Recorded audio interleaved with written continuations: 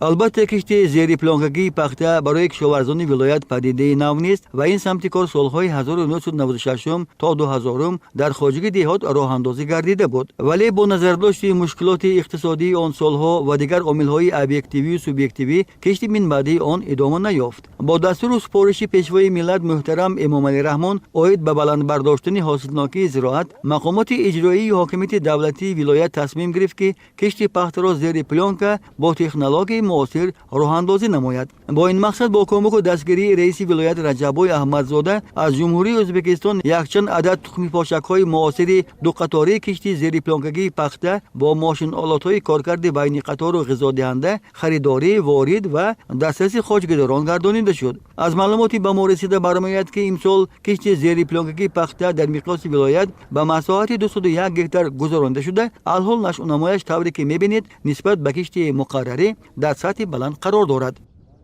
برتری майдонҳои пахтазоре ки дар зери плонка кашидан дар он аст ки мана чӣ хеле ки мебинед ҳозир ба даври пахта ба давраи шонабандӣ машғул аст. мобайни як ҳафтаҳо пахта гул мекунад. ин маънои онро дорад ки пахта нисбати кишти оддӣ тақрибан 20-25 рӯз то 30 рӯза пештар тараққиёти пахта пештар шуда ҳосилнокии он хеле меафзояд.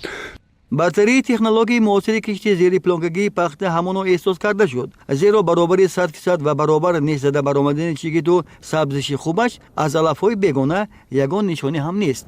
با یک برتری آن در وقت کشتی زیر پلانکا با استفاده گربیسیدها کشت گذرانده می شود. چه خیلی که من در میدان پختازار دیده ایستاده‌تان علف‌های بیگانه موجود نیست.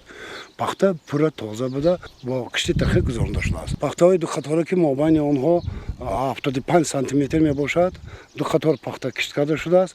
روی پیشگویی عالمان و ترجیبی آنها نشان می‌دهد که میدان‌های پختازار از 45-50 تا 60 سانتی حاصل می‌دهد. این گفتن گپ که اقتصاداً دهقانی که این کارو میکند و با این کشتی کاری زیر پلانکا مشغول میشود درآمدهای بسیار درآمد گرفته زندگی اقتصادی عائله خود را بالا میبردارد. از روی خلاصی متخصصان ساحه برتری کشتی زیر پلانکگی پخته نسبت به کشتی مقرری خیلی زیاد است. فقط رعایت مهلت کشت و اگروتکنیک پرورشش حتمی است تا حاصل دلخواه به دست آورده شود. زیرا کشتی دو قطاره پخته برای کشاورزان ولایت نوگانی بوده، کارکرد بین قطار و غذادهیش نیست با ماشین آلات‌های خاص خود عملی کرده می شود. در حالتی از خودکنی تجربی کشتی معاصر زیر پلانکگی پخته برای پخته‌کاران من بعد مرحله رسیدن به حاصلناکی بلندی با مرام آغاز می گردد.